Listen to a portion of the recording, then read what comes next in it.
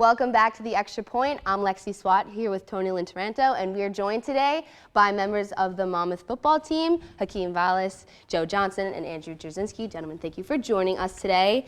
Now, I'll start with Hakeem.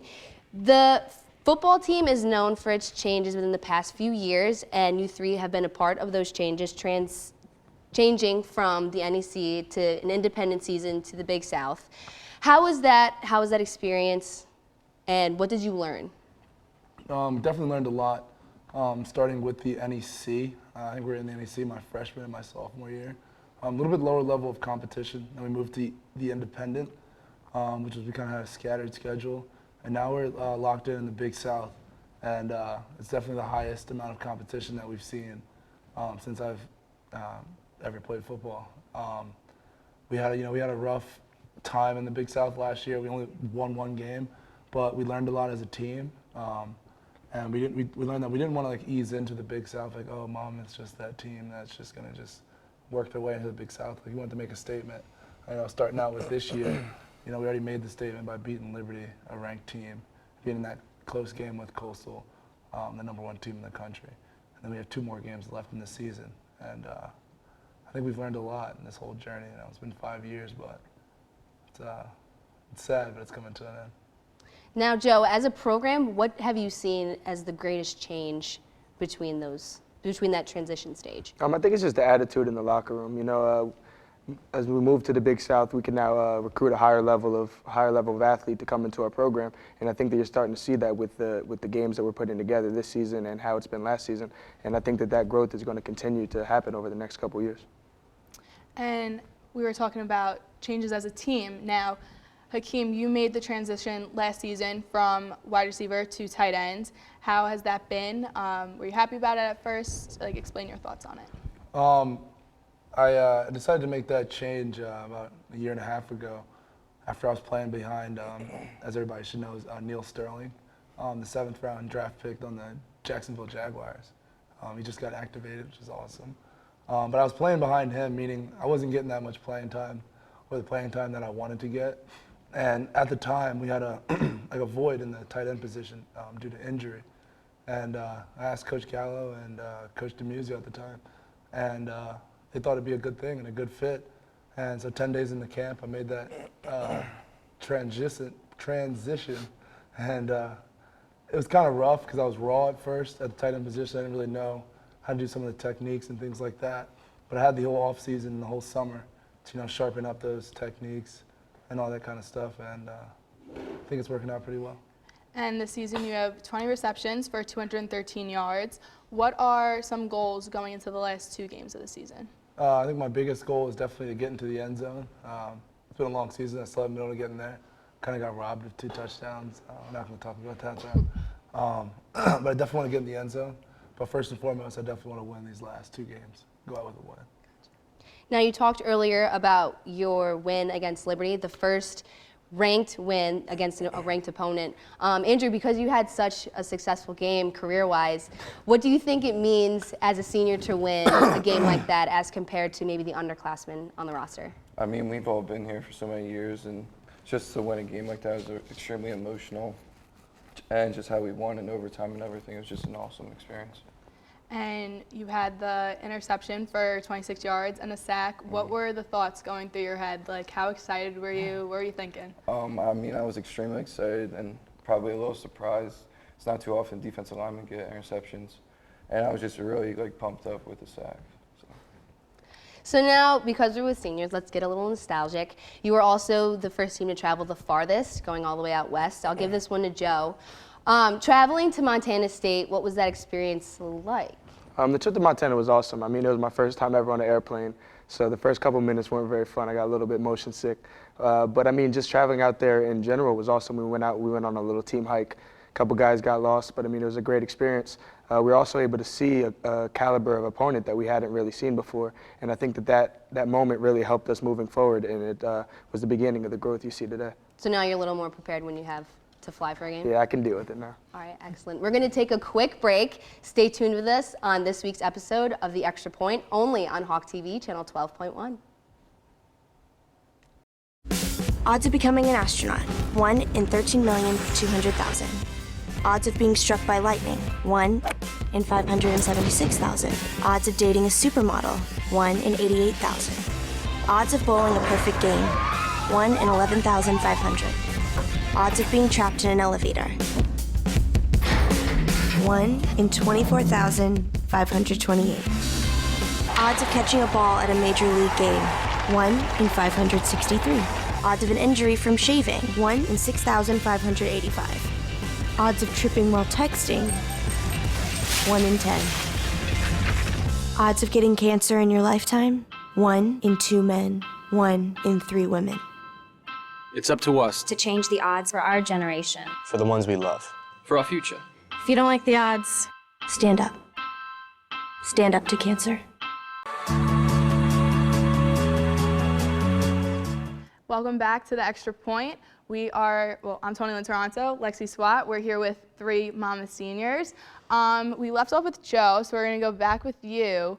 Out of the 3 of you, you are the only true senior. Yeah. So how does that feel, being like 4 years and Yeah, I you're outta mean, here? it's funny because normally I'm the old guy and then I sit next to these 2 and I'm the youngest out of all of them. But I mean, it was a weird circumstance. Freshman year, I wasn't quite ready to play, but due to injuries, I kind of got thrown out there. I think that helped me become the player that I am today and the leader that I am today, because I went through a lot of hardship in my younger years just to get to the point where I am now. And I think that helps out a lot of people that are younger than me that have been in the same situation. Got you. And you have 38 solo tackles this season. You have 2 interceptions for 53 yards. What do you attribute that success to? Like, how do you do it? I think it's just a product of the defensive scheme being really good. I mean, the 10 guys on the field with me, they're playing their heart out every play. And I mean, as a corner, my job gets way easier when the rest of the defense is doing their job. So I mean, I kind of just end up in the right spot and hope everybody else handles what they need to do. Now, we've talked a lot about on the sideline and on the field, but what a lot of people don't know is that you 3 are actually pretty close. As friends, correct? And in particular, Joe and Hakeem, you guys have quite the history. So we just kind of want to go back and just ask a few questions. So I'll start with Joe. On May 14th, 2015, you tweeted, "Keem made Big South first team all ugly." We just want to know, what's the criteria to make Big South first team all ugly? You know, I think there's just a certain look that they go for. You know, like it's a combination of a bunch of different things. And Hakeem, you know, he just does a great job of embodying all of that. You know, so like I was there when he got the phone call saying that he had gotten chosen to the team, and it was just a great moment. All right, now I think I don't think it started with Joe. I think it started with Hakeem, right? Yeah.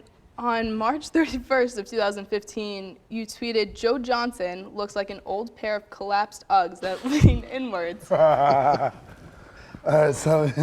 Thoughts on that? What prompted that? when you walk around, you know, the Monmouth University campus on your average winter day, strolling through the dining hall, or you know, just in your average pathway walk, you'll probably see around 5 to 6 pairs of Uggs that lean inwards because they've been worn too much, so they're quite collapsed. But if you look at your basic Ugg and the basic Ugg color, Yes. and you look at the skin complexion of my friend here, Joe, and just because, you know, the collapsed Ugg is just like kind of worn out, I mean, you got Joe here. Well, it didn't just stop there, we found. So on June 15th, 2015, Joe tweets, "The best thing about my future is that I won't see Keem too often. Good for my eyes." Now, Joe, you wear glasses, right? Yeah, Is that why you wear glasses? I have really bad eyes, and the doctors told me that like they're just not gonna get any better until I'm separated from certain circumstances. So that's kind of just what I was alluding to.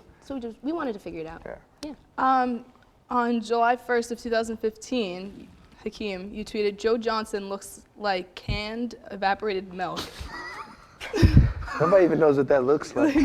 How do you funny know story. what that looks like? Funny story. I actually have some at my house. I was actually showing Jack Tucci the other day, one of our roommates. It's when I make hot chocolate, it makes the milk a little bit sweeter. So you my mom use makes the evaporated milk? Yeah, I've used it. I make things sweeter is what he's trying to do. Looks like a job. Of course. Gotcha.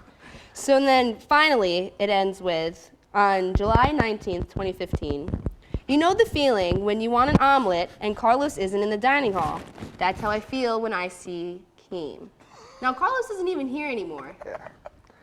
So that's how I feel so every that's day. okay, now. okay. And Joe Johnson looks like whatever sulfur smells like. What does sulfur smell like? You ever been like on the highway and be like, oh my God, like what's that smell like? That's usually sulfur. And it's Joe Yeah, and Johnson. if you hang out at like a volcano, you would smell sulfur. So I guess that's what he does. Okay. Okay. Well, I mean, we're not gonna leave Andrew all by himself on this one. If you go to a game and you don't really know what Andrew looks like, you can certainly just look in the stands and see Andrew's face in the middle of the crowd. So, Andrew, can you please explain to us how this came about? I mean, my sister, she's older and she's pretty artsy, and she was like, "Oh, Andrew, do you want like your head blown up for during the games in the crowd?" And I was like, "Yeah."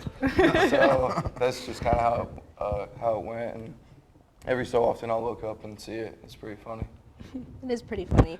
But in all seriousness, what is it like playing with teammates that you are also able to relate to off the field as well?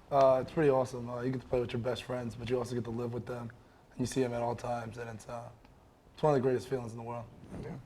That's nice. That's very nice. Tone? And now, you guys are seniors, 2 games left. Do you feel that you have made your mark and had your impact on the Monmouth University football team? I would definitely like to think so. I think that the younger guys, us three especially, I think the younger guys can look up to us. I think they feel comfortable, and I think that we've laid out a good framework for how you're supposed to handle your business while you're here at Monmouth University. All right, so last question. We'll let all of you answer. This Saturday is your last home game as a Monmouth Hawk. How does it feel going into the last game that's home for the season? It's a pretty crazy feeling. Knowing it's the last time I'm gonna play a game on Kessler Field. Someplace a place that I've made my home these last 5 years, and it's crazy. The next time I'll be stepping on like the field is for another game is coming back as an alumni. So it's a pretty crazy feeling. Yeah, it's definitely something that's bittersweet. I mean, we've spent every day as working towards the Monmouth University football program. In a couple weeks, that'll all be over. So. I mean, as Keem and Joe said, it's just going to be a crazy feeling. Just coming back as an alumni now, and I mean, we've been here for 5 years. Like Keem said, we've made it home, so it's going to be tough. Well, that's all we have for today. I would like to thank Hakeem Vallis, Joe Johnson, and Andrew Jerzinski for joining us today.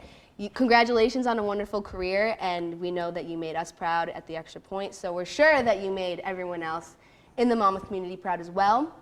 We're going to take a quick break, but when we come back, we're going to head over to the Rival Zone where friendships end and rivalries begin. Until then, I'm Lexi Swat, Tony Lynn Taranto, only on the Extra Point on Hawk TV, channel 12.1.